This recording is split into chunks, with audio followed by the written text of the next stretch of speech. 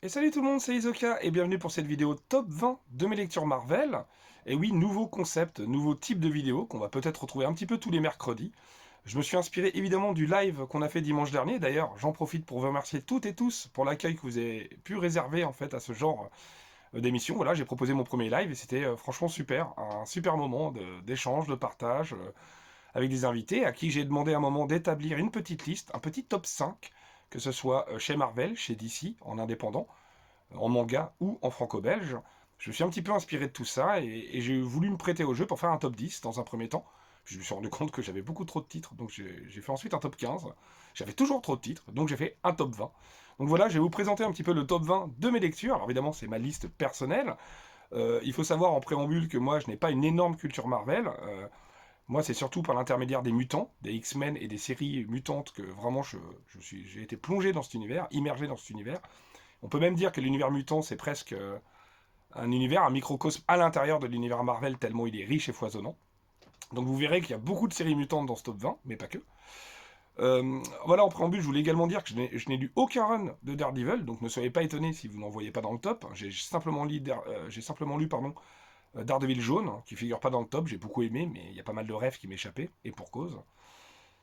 Voilà, bah tiens, on va peut-être commencer par les mentions honorables et de parler des runs qui ne figurent pas dans ce top 20. Je n'ai pas réussi, de run ou de récit d'ailleurs, je n'ai pas réussi à mettre Old Man Logan de Mark Millar et Steve McNiven, ça ne figure pas dans le top 20. C'est pourtant un récit que j'aime beaucoup, que je trouve très efficace, même si très inspiré de The Unforgiven, donc impitoyable de et avec Clint Eastwood. Vous pouvez voir également Gene Hackman et Morgan Freeman, un excellent film. Il n'y a pas également le Venom de Donny Cates et Ryan Stegman, que pourtant j'aime beaucoup, n'en déplaise à certains, coucou Mind. Mais vraiment, c'est un run où j'ai pris beaucoup de plaisir, notamment une magnifique relation voilà, entre Eddie Brock et son fils, que j'ai trouvé très touchante, très belle. Et un petit peu justement comment ça aussi, entre anti-héros et héros, comment se placer vis-à-vis de ça. Donc c'était assez intéressant. Déjà, Remender a fait un travail intéressant avec Agent Venom précédemment. Je n'ai pas également réussi à inclure dans mon top le Ghost Rider de Benjamin Percy, que pourtant j'aimais beaucoup, beaucoup. Vraiment un comics presque horrifique. Dans les premiers numéros, il y avait vraiment des images très chocs.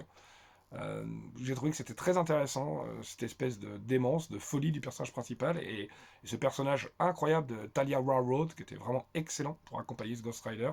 Vraiment, j'ai beaucoup aimé ce run, mais c'est pas dans le top 20. Tout comme X-Men Grand Design de Ed Piscor, que j'aime énormément, qui est une magnifique synthèse un petit peu de tout ce qu'a fait Stanley Jack Kirby dans un premier temps, puis Claremont, Byrne, Len Vein, Cockrum, voire jusqu'à Silvestri et l'arrivée même de Jim Lee au début des années 90, avec voilà, la formation des deux équipes X-Men Gold et X-Men Blue. C'était vraiment très bon, mais ça n'a pas pu rentrer dans le top 20. Donc voilà. Voilà pour les mentions honorables. On enchaîne sans plus tarder avec mon top 20, justement, en 20e position. Je vous présente le Black Panther de Christopher Priest. Et oui, un run que j'avais beaucoup beaucoup aimé, que vous pouvez retrouver ici en Marvel Select, donc en 4 tomes. Le premier tome, le deuxième, le troisième et le quatrième tome. Malheureusement, il aurait fallu un cinquième tome pour conclure le run, mais il n'est jamais sorti. Je ne sais pas si Panini compte le sortir un jour, ça m'étonnerait, mais on ne sait jamais.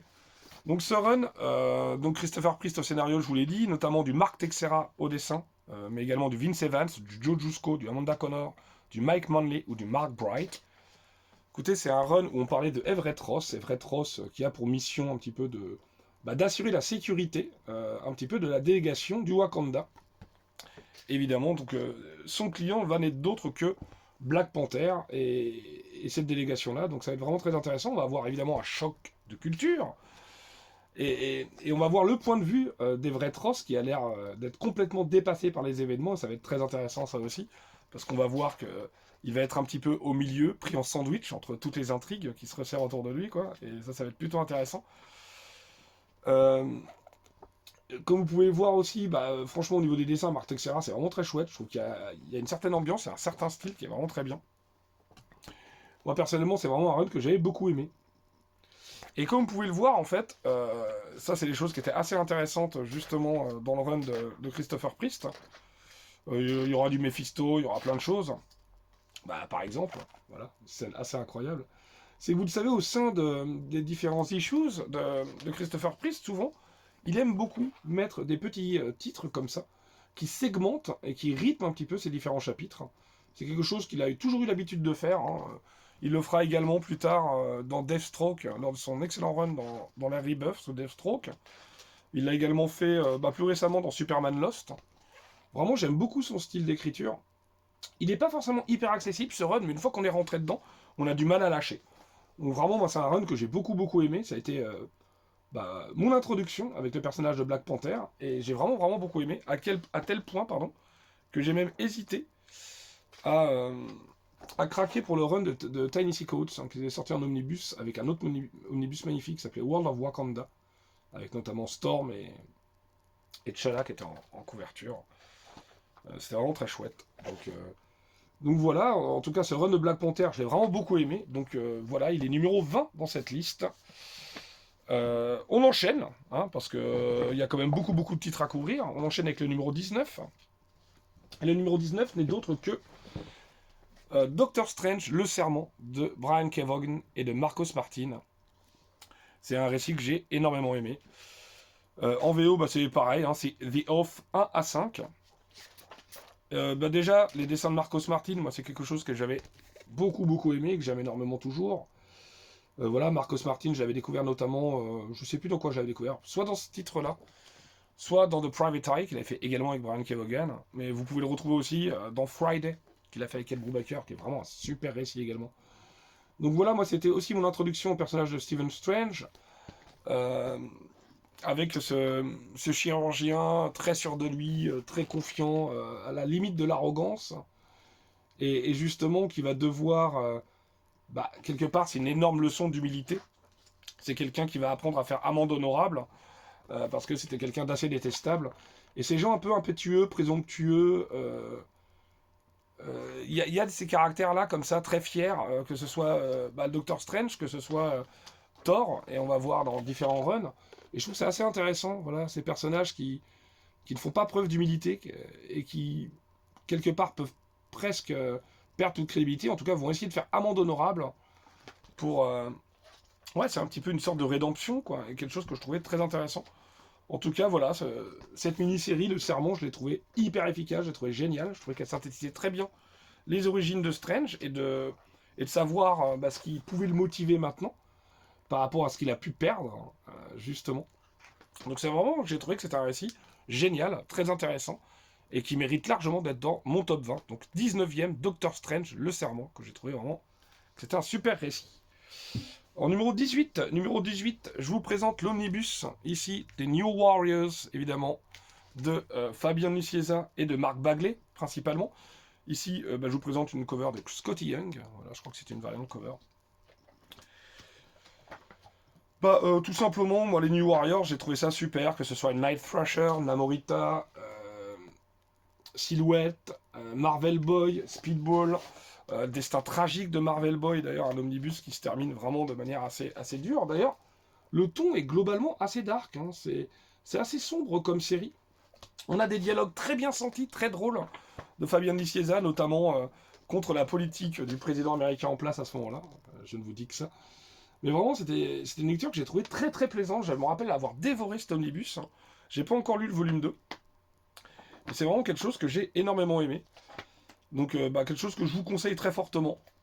Encore une fois, c'est vrai que c'est des personnages que je connaissais pas a priori. Mais vraiment, c'est très bien fait. C'est très bien raconté. Mark Bagley qui est au top aussi ici. Fabian Nicieza également.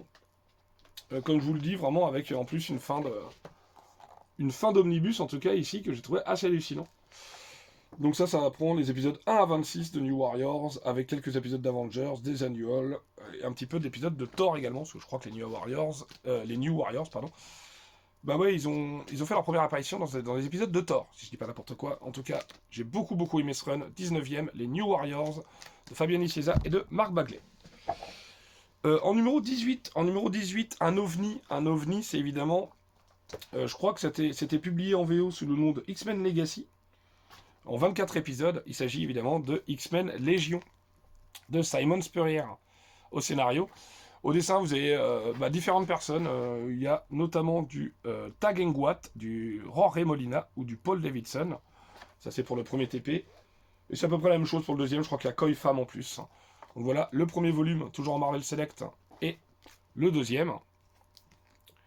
Et notamment, c'était un comic, je m'en souviens, qui était quand même assez coup de poing, qui était dingue. Rien que les couvertures étaient folles. Regardez-moi celle-là. Évidemment, Légion, c'est quoi? C'est toutes ces personnes, toutes ces personnalités presque qui habitent à l'intérieur du cerveau de Légion. Et c'est assez décontenançant puisqu'on va faire la connaissance de toutes ces entités, tous plus folles les unes que les autres, qui vivent à l'intérieur du cerveau de David Haller. David Haller, vous le savez peut-être pas, mais voilà, c'est le fils de Charles Xavier. Et on va voir justement à quel point lui veut essayer de faire le bien malgré sa condition. On va voir aussi comment toutes ces personnalités tentent et essaient de cohabiter à l'intérieur de sa tête. Est-il capable d'aimer, d'avoir une histoire d'amour? C'est ce qu'on va voir, une magnifique relation avec notamment le personnage de Blindfold. Non, vraiment, c'est quelque chose que j'ai trouvé absolument génial. Je m'étais pris une sacrée claque. C'est ma découverte aussi de l'auteur Simon Spurrier, que j'aime énormément, hein, depuis que j'aime énormément son Dame the Mall. J'avais beaucoup aimé son son Way of X, hein, vraiment avec une excellente caractérisation du personnage de Nightcrawler. Vraiment, j'ai adoré ce run. Et comme je vous le disais, en plus, il y a des couvertures que je trouvais dingues. Vraiment, qui jouaient pas mal sur la psyché en général. Donc, vraiment, j'adore ce run.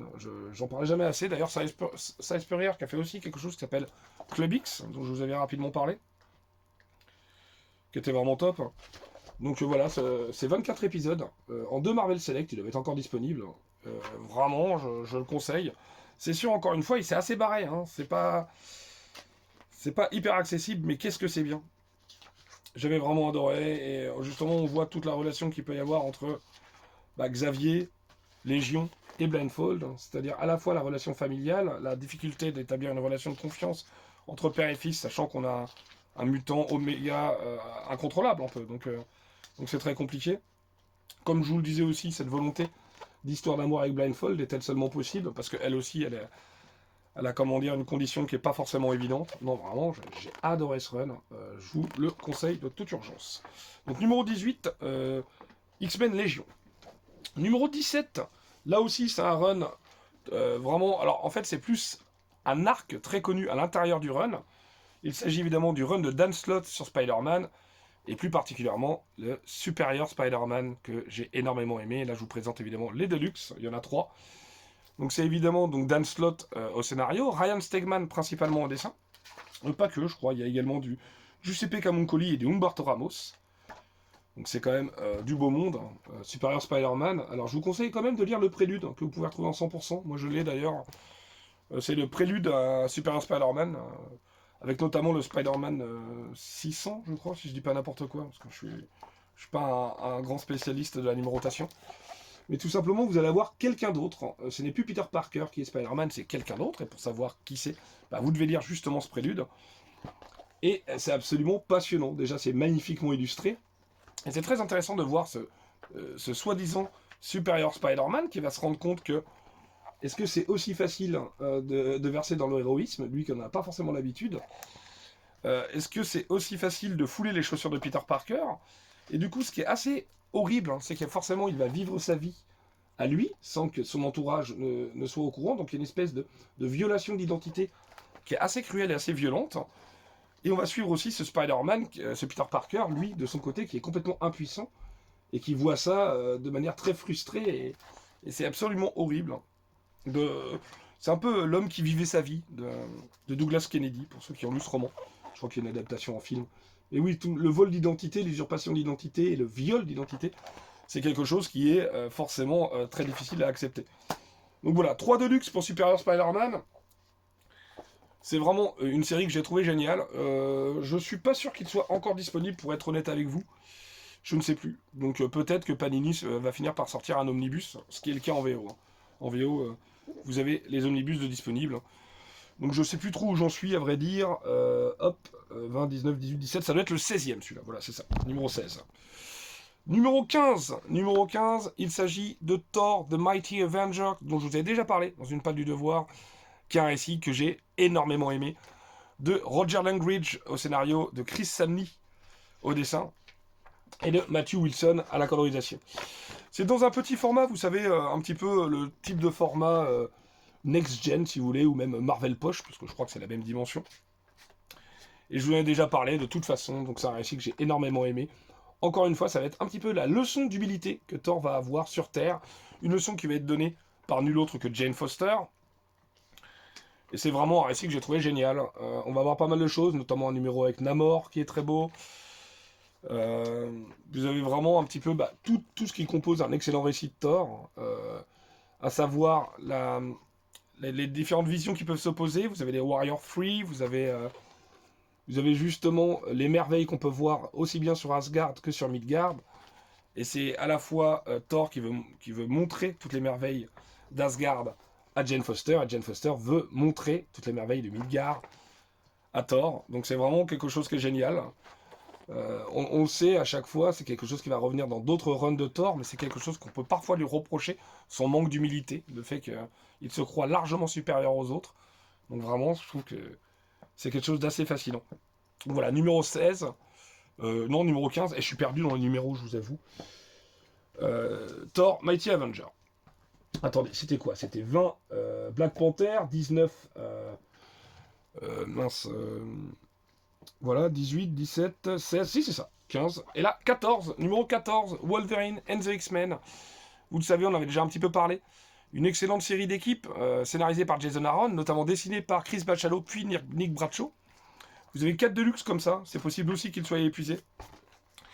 C'est une série que j'avais beaucoup aimée, qui fait suite à Avengers vs X-Men et à Schism, évidemment.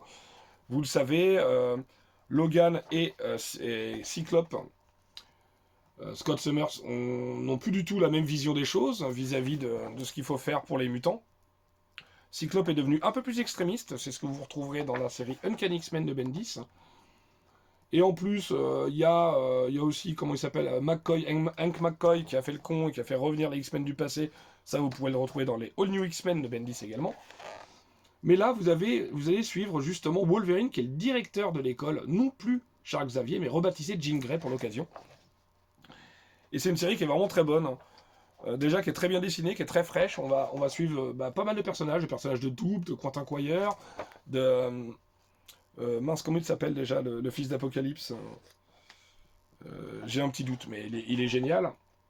Et donc il y a pas mal de choses, à la fois Wolverine qui doit accepter ses nouveaux statuts, qui ne sait pas forcément y faire, ses élèves qui eux aussi sont des élèves hauts en couleur, donc voilà, c'est vraiment une série que j'ai trouvée très fraîche et qui arrivait en plus à parfaitement intégrer l'Event Avengers X-Men. Donc 4 Deluxe pour cette série, vraiment une excellente série. Après vous avez aussi les Wolverine and the X-Men de Jason Latour qui sont beaucoup moins bons par contre, donc vraiment je vous conseille de rester à cette série là, Wolverine and the X-Men, Doop, c'est le GOAT. Donc voilà, ça je crois que c'était 14e, et vraiment je sais plus du tout en numéro, on verra. Attendez, 14... Si, ce serait bien ça. Bon, bref. En numéro 13, on reste toujours avec Jason Aaron et Wolverine, mais cette fois sur la série régulière Wolverine, qui est en 2 omnibus que Panini avait sorti en taille standard. Ça c'est pareil, on en a pas mal parlé dimanche, avec notamment les épisodes de la semaine typique de Wolverine qui était absolument génial. L'épisode notamment, la discussion qu'il a avec Spider-Man dans le bar pour son anniversaire, etc. Vraiment, il y a énormément de choses qui sont très bonnes. C'est très beau, il y a énormément de dessinateurs à l'œuvre qui sont excellents. Il y a notamment Get Mystic, Get Mystic, une course-poursuite qui était très intéressant. Manifest Destiny, tout ce qui se passe au Japon. De toute façon, ce run de Aaron en 2 omnibus, il est vraiment excellent. Dans le 2e tome, vous avez Wolverine en enfer. Vous avez plein de choses, de toute façon, entre les intrigues au Japon, entre justement son côté machine à tuer, son lien avec les Avengers, son lien avec Mystique. Voilà, c'est vraiment un run qui s'intéresse sur justement un petit peu les différentes facettes de Wolverine. Et c'est vraiment quelque chose que moi j'ai énormément aimé, c'est un énorme pied. Je crois que il est prévu, c'est sorti, ou il est prévu que ce soit réédité. Dans un omnibus, dans l'intégralité de ce run, qui fera un peu plus de 1000 pages, parce que là je vous avoue que vous avez des omnibus de, je sais plus, je crois que c'est 600 ou 500 pages. Donc des omnibus un peu réduits, quoi, entre guillemets, que ce soit en taille et en épaisseur. Mais franchement, c'était un run que j'ai trouvé excellent, le run de Jason Aaron sur Wolverine. On passe en place numéro 12. Le numéro 12, c'est encore un run mutant, et cette fois c'est Momo Grant Morrison sur les New X-Men que j'ai énormément aimé. Là aussi, je vous présente les Marvel Select. Donc évidemment, Grant Morrison au scénario, pardon. Vous avez du Frank Whiteley au dessin, du Ethan Van Sciver, du Lenny Francis Yu ou du Igor Corday, notamment. Hop, et c'est vraiment très chouette.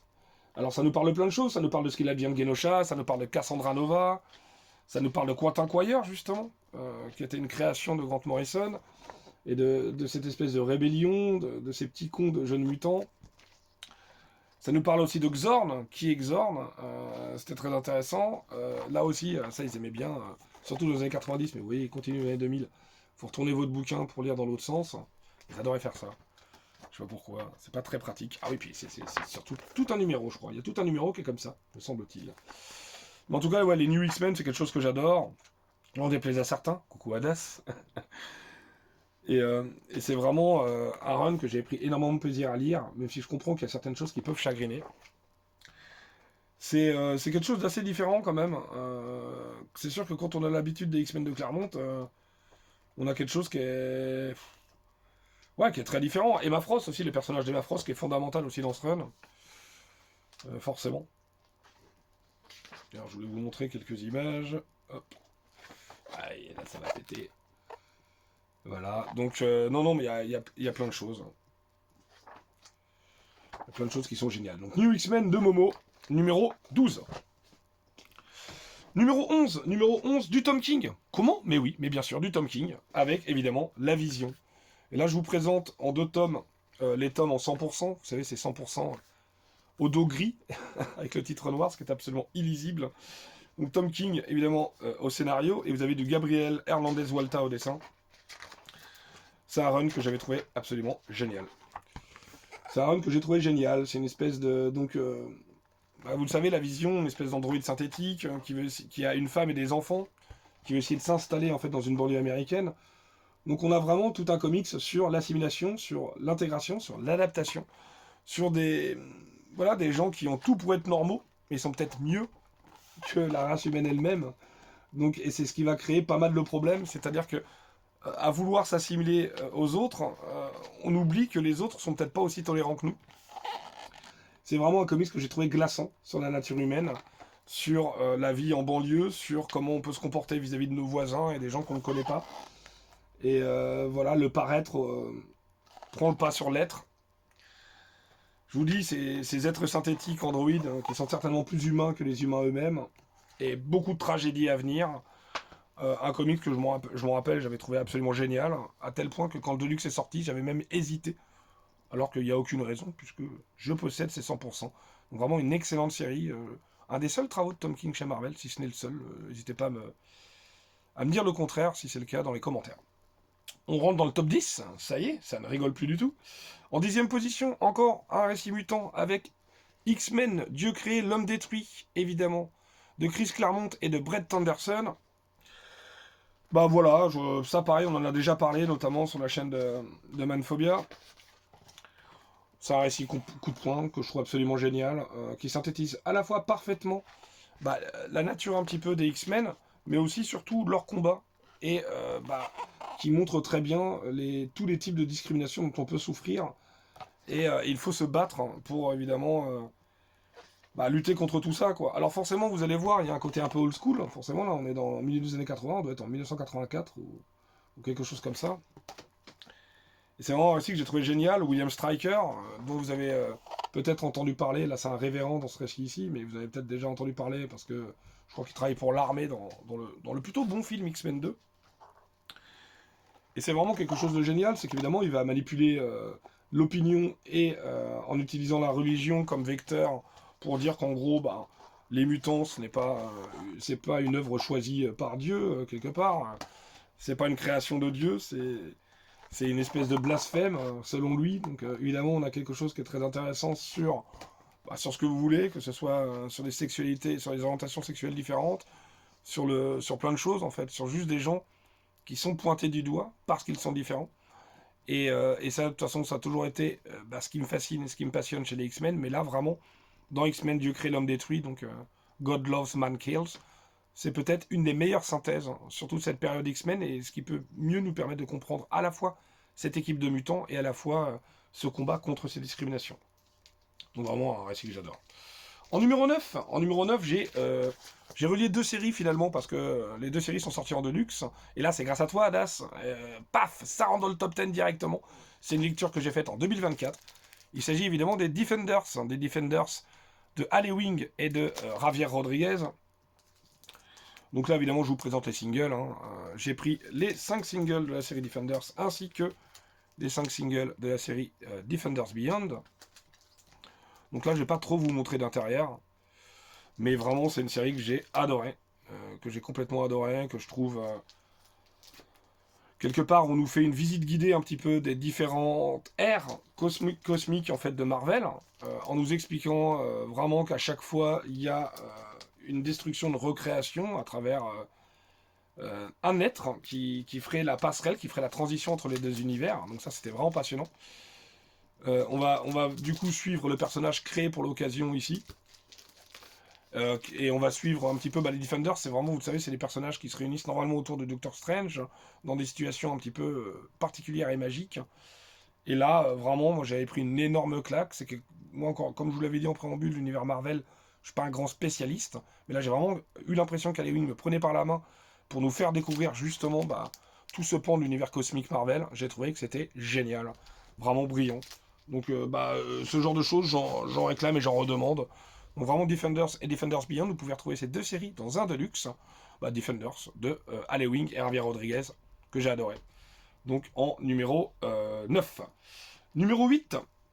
Numéro 8, c'est évidemment le Spider-Man, Amazing Spider-Man de Joe Michael Straczynski.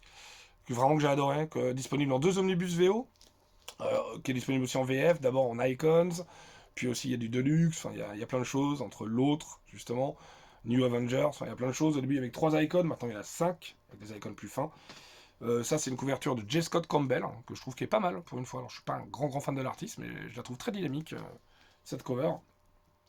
Alors, évidemment, vous avez principalement du Romita Junior dans cet omnibus, avec, je trouve, un travail qui est franchement hyper convaincant. Mais après, vous allez avoir également du Mike Deodato Junior.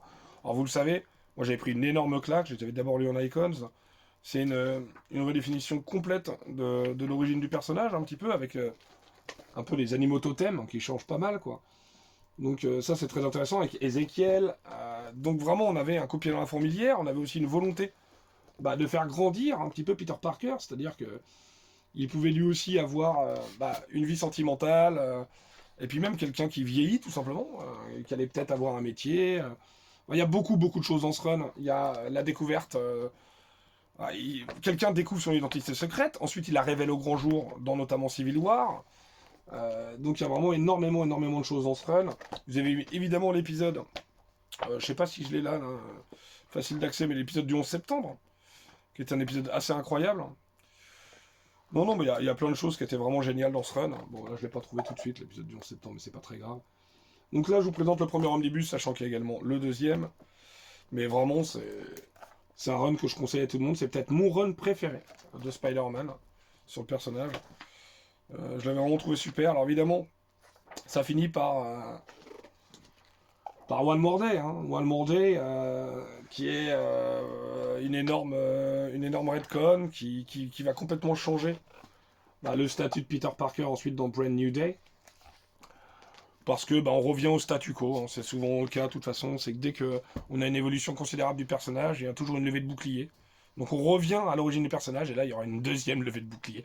Toujours pareil, de toute façon, l'immobilisme agace, et un trop grand changement agace. Donc de toute façon, on a toujours le cul entre 2 chaises, on ne sait jamais trop quoi proposer pour les différents personnages et leur évolution. Donc voilà, ça c'était le numéro 8, si j'ai pas de conneries. Oui, c'est ça, c'était le numéro 8. Numéro 7.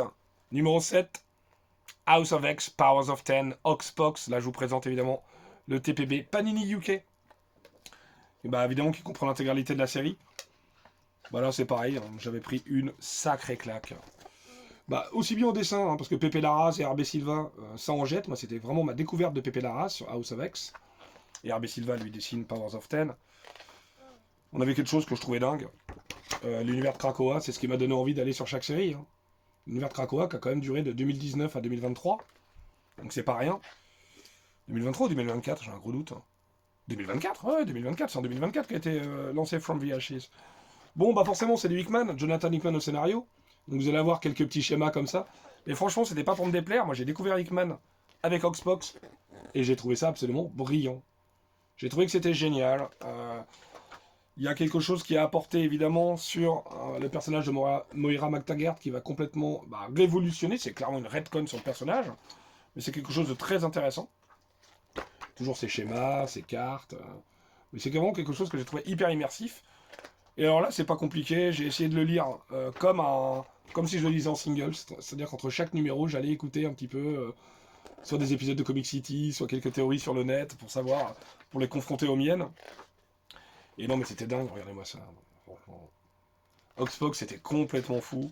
Avec ce fameux épisode qui arrive un peu plus tard, sur Moira MacTaggert sur un banc, qui est accosté par Charles Xavier. Si je peux vous trouver ça, c'est quand même quelque chose de hyper iconique, qui va être repris ensuite plein de fois.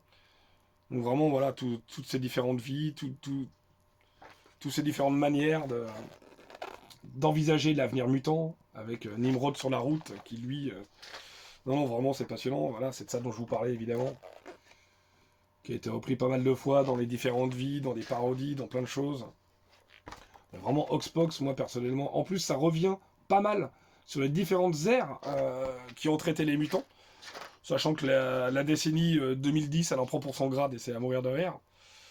Donc non, non, c'est top, quoi. Vraiment, c'est quelque chose que je ne peux que recommander. Alors, est-ce que c'est New Reader Friendly pour ceux qui n'ont jamais lu le moindre récit sur les X-Men? J'arrive pas à savoir. D'un côté, j'ai envie de dire que oui. Et d'un autre côté, j'ai envie de dire que c'est quand même assez exigeant que si vous savez un petit peu, si vous connaissez un petit peu les X-Men, c'est mieux. Alors ça, c'est génial aussi. Voilà, c'est une espèce de graphique sur les différentes temporalités des vies. Je vous en dis pas plus. Mais vraiment, j'ai trouvé que c'était incroyable. Est-ce que ça peut se lire tout seul? Bah presque en fait, ouais. Alors après, évidemment, vous allez avoir envie quand même de rentrer de plein pied dans Krakoa et de lire différentes séries, notamment la série X-Men de Hickman. Mais je vous préviens, la série X-Men de Hickman, elle n'est pas du même niveau.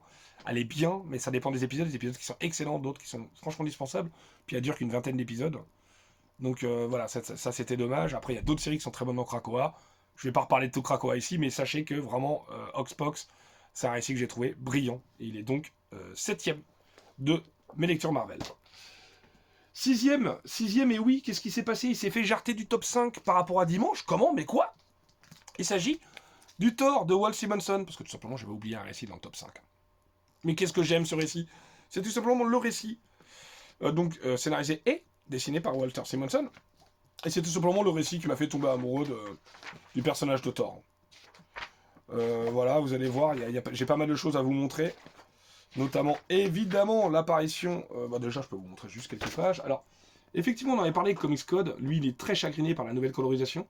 Moi, je trouve qu'elle lui redonne un dynamisme incroyable. Il trouve que ça gêne un petit peu les traits de Walt Simonson, et je peux complètement comprendre cet argument. Moi, vraiment, c'est un run que j'ai trouvé brillant. Avec notamment l'apparition de ce personnage, quand même. Beta Ray Bill. C'est pas rien. Donc vraiment, Stormbreaker, plein de choses. Le fait qu'il va être capable de manipuler Mjolnir. C'est vraiment génial, quoi. On parle de plein de choses dans ce run. On parle de Surtur. On parle également de Balder the Brave, où vous allez avoir une mini-série. Balder the Brave, qui est absolument exceptionnelle vers le milieu. Et quand on sait le sort qui est réservé à Balder, c'est vraiment très beau, très chouette. Cette histoire d'amour très touchante. Enfin, on a vraiment plein de trucs que je trouve extraordinaires. C'est vraiment quelque chose de très épique, comme vous pouvez le voir là. C'est vraiment le genre de récit que j'aurais voulu voir adapté au cinéma, en fait, plutôt que Thor 4. Mais bon, que voulez-vous, ou même le Thor Ragnarok, que je trouvais qui était franchement tout sauf fidèle. Donc voilà. Du sale bout schéma pour Balder the Brave. C'est magnifique, c'est vraiment très beau. Donc ce run de Walt Simonson, je l'ai trouvé épique du début à la fin, je me suis régalé. C'est ce qui fait que j'ai eu envie de lire d'autres runs sur Thor par la suite. Est-ce qu'il y en aura un autre dans le top 5, un autre run de Thor? Vous allez voir. Donc voilà, numéro 6, le Thor de Simonson. Numéro 5, et ça je vous en ai parlé dimanche, donc ça ira peut-être un peu plus vite pour le top 5. Le Captain America de Ed Brubaker, forcément. Quel grand comics, avec notamment du Steve Epting ou du Mike Perkins au dessin. Bon, déjà, oui, comme vous pouvez le voir là, c'est vraiment au niveau des dessins, ça claque. Vraiment, Captain America, comme je vous le disais, moi j'avais une vision très erronée, en fait, d'un personnage un peu ringard, un peu dépassé. has-been. Pas du tout, en fait. C'est vraiment quelque chose, en tout cas, là, sous Brubaker, c'est un magnifique comics d'espionnage, un comics de guerre, un thriller psychologique, un thriller d'espionnage, avec le Crâne Rouge, qui est très important, le Winter Soldier, Bucky Barnes, évidemment. Mais vraiment un run que j'ai trouvé immersif, quoi. C'est passionnant, et puis aussi bien dessiné, c'est une sacrée claque. Évidemment, il s'inscrit parfaitement dans l'event Civil War également, où vous le savez, il y a un affrontement idéologique entre Captain America et Iron Man à cause du Registration Act, le fait que le gouvernement veut absolument l'identité de la totalité des super-héros qui sévit à New York et dans le reste du monde d'ailleurs. Donc vraiment, ce run-là, je vous présente que le premier omnibus, parce que c'est quand même 5 omnibus. Hein. C'est un petit peu le chagrin de ce run. Après, en plus, les omnibus 2 et 3 sont des minibus, donc par contre pas à mini prix, donc c'est pas simple, mais c'est vraiment un run qui vaut le coup.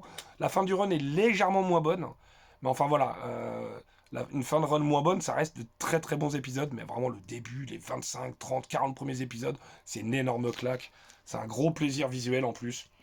Non, grosse recommandation, évidemment, le Captain America de Brubaker. Numéro 4. Numéro 4, c'est le Punisher Max de Garth Ennis. Évidemment, c'est pareil, je vous en avais parlé.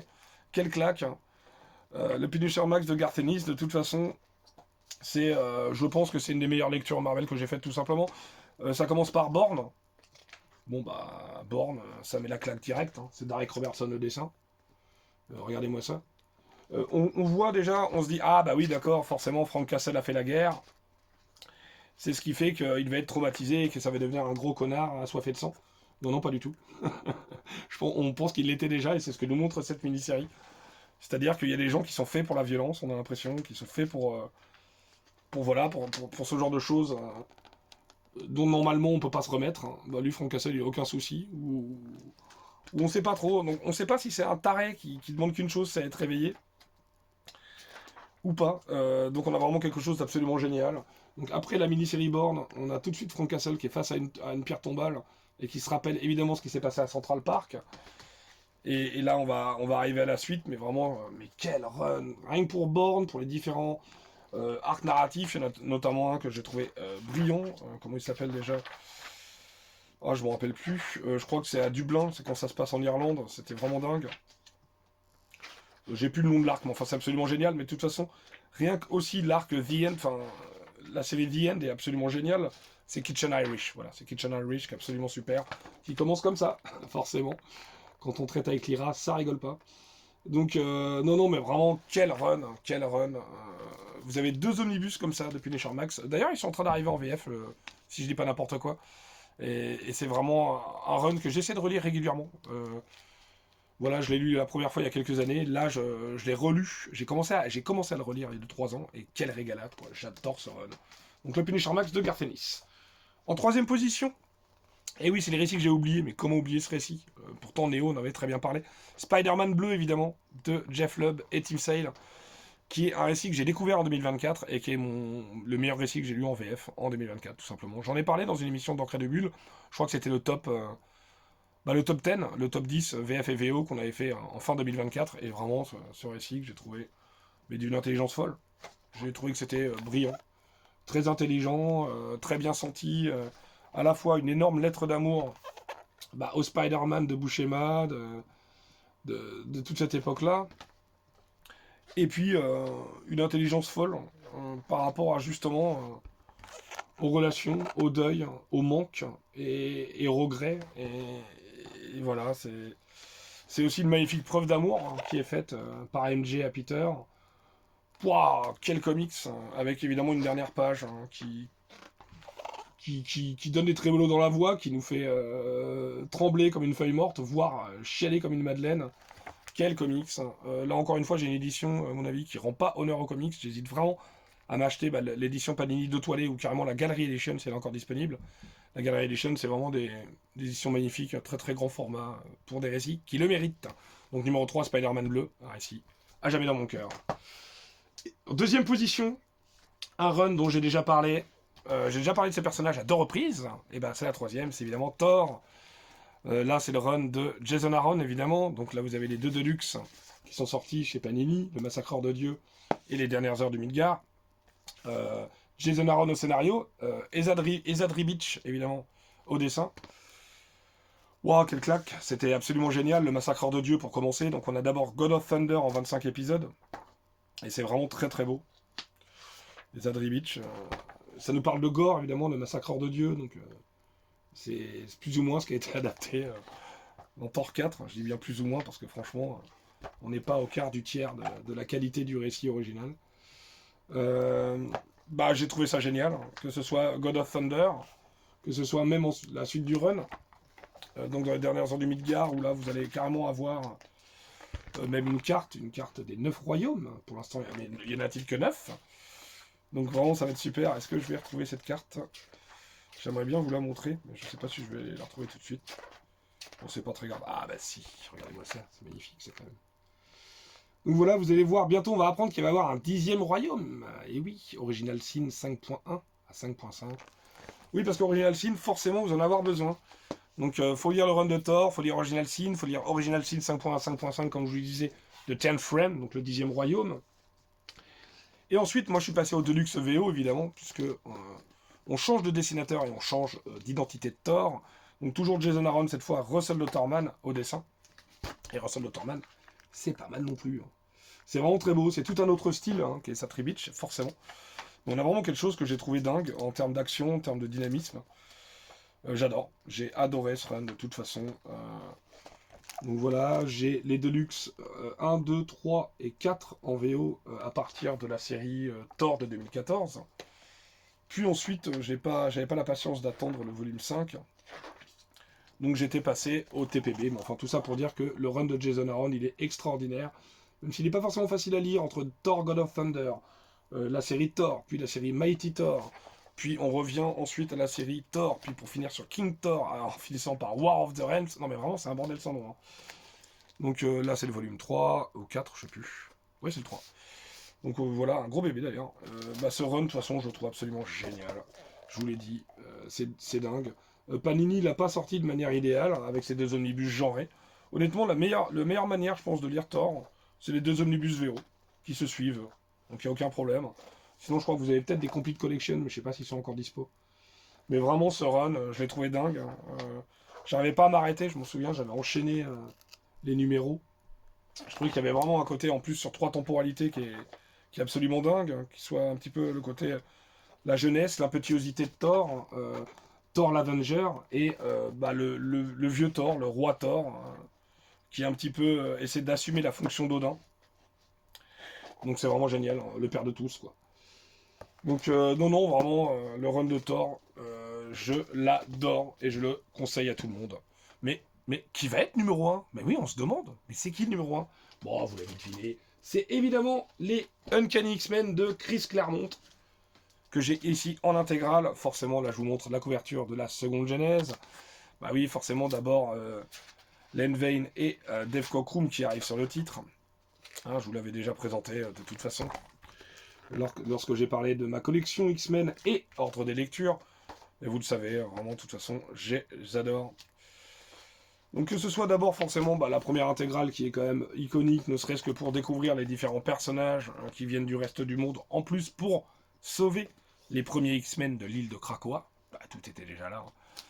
Forcément, j'ai envie de vous montrer cette couverture iconique qui est un petit peu la conclusion de Dark Phoenix Saga, évidemment. Donc c'est vraiment, vraiment quelque chose que j'ai trouvé génial. Hop.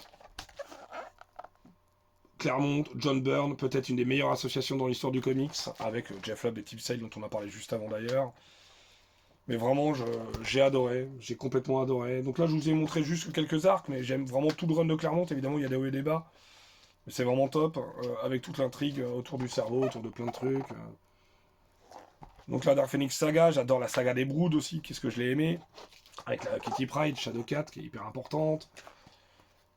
Évidemment, j'aime énormément toute la phase avec Storm qui perd ses pouvoirs, qui est recueillie par Forge, une histoire d'amour naissante.